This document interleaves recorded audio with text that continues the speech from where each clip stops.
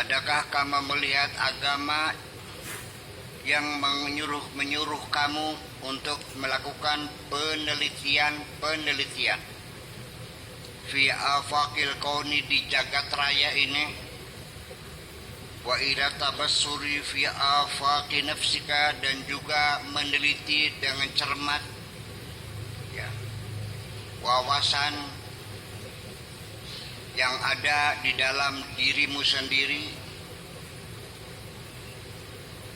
Adakah agama yang menyuruh umatnya untuk melakukan penelitian tentang alam semesta, yang harus pelajari tentang jiwa kita sendiri? Ternyata saya kecewa. Tolong pahami kekecewaan saya. Yang Allah menyuruh kamu yang beragama Islam untuk melakukan penelitian alam semesta. Afala yanzuruna ila al-ibili kaifa khalaqat wa ila as-samai wa ila al-jibali kaifa wa ila al-ardi. Ternyata Allah, ini perintah Allah. Al-amru al-aslu fil amri lil wujub, jadi wajib loh.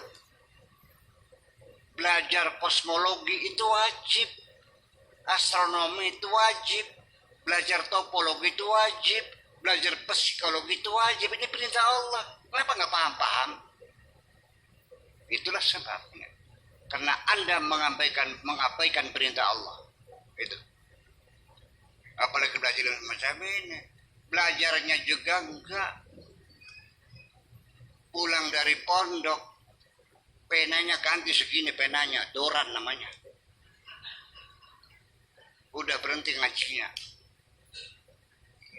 Sudah belajarnya hanya ilmu-ilmu hukum saja. Hukumnya juga terbatasannya hukum sholat saja.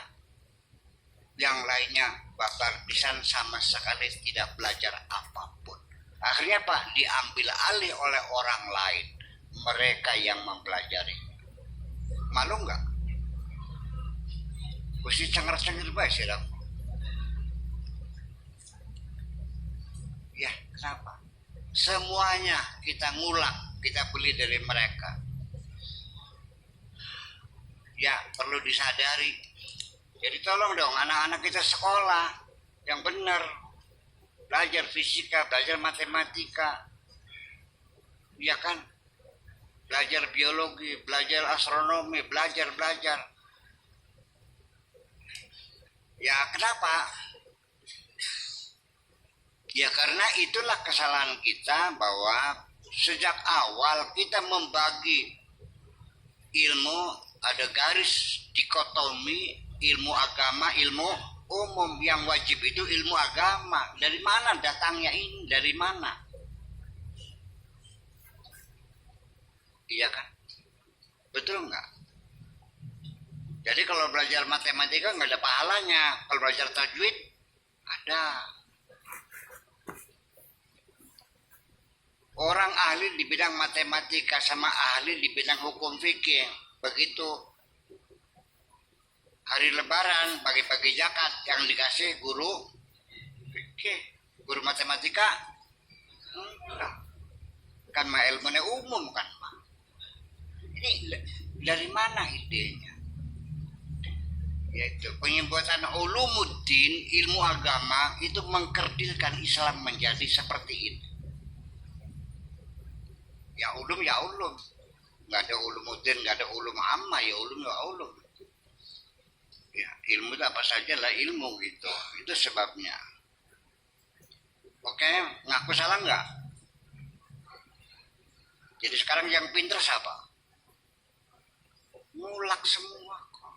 Listriknya, handphonenya, segelasnya, rokoknya, HP-nya, semuanya kita mereka yang membuat. Kita tidak tahu apa-apa. Ya, hendaknya kita merasa malu terhadap Allah bahwa kita secara tidak sadar telah bergeser. Konsep besar yang ditawarkan Kanjeng Nabi ternyata tidak dipahami. Ya,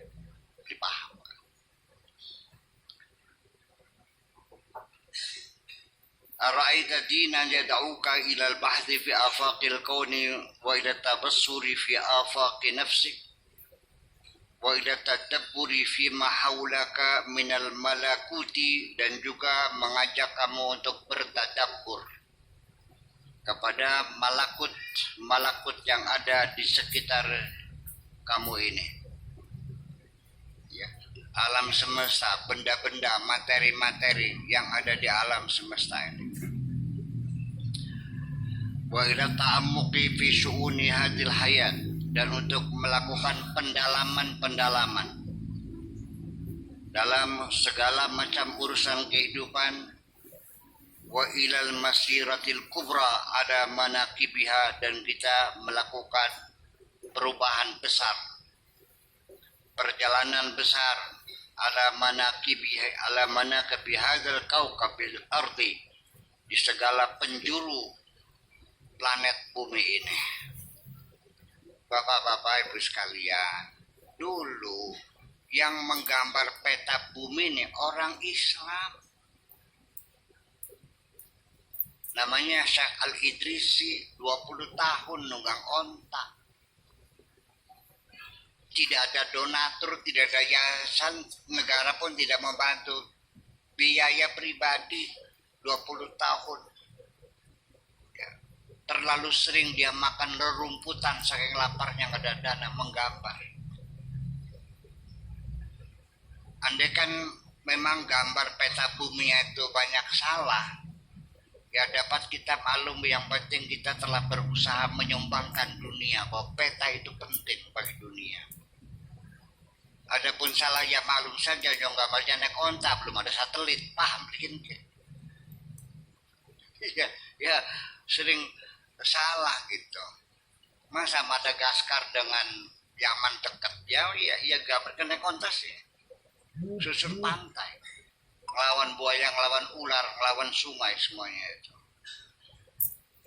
Betapa perjuangan sumbangan umat Islam zaman dahulu kala yang begitu cemerlang, ternyata sampai sekarang pun umat Islam tidak punya rasa bangga akan jasanya menyumbangkan peradaban kepada manusia. Karena juga tidak di sekolah-sekolah madrasah ada nggak pelajaran tentang Ibnu Sina, Al-Khwarizmi, Al-Jabar, Al-Kindi, Ibnu Tufail, Ibnu Bajah, paling-paling Imam Ghazali, iya kan? Itu. Jadi makanya bagaimana caranya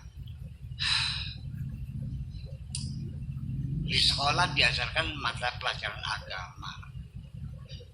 SD 6 tahun, SMP 3 tahun, SMA 3 tahun, 12 tahun lamanya, sampai perguruan tinggi 5 tahun, 17 tahun ada mata pelajaran agama, dibiayai negara loh, dan uangnya triliun-triliun ini untuk guru-guru agama ini, betul nggak?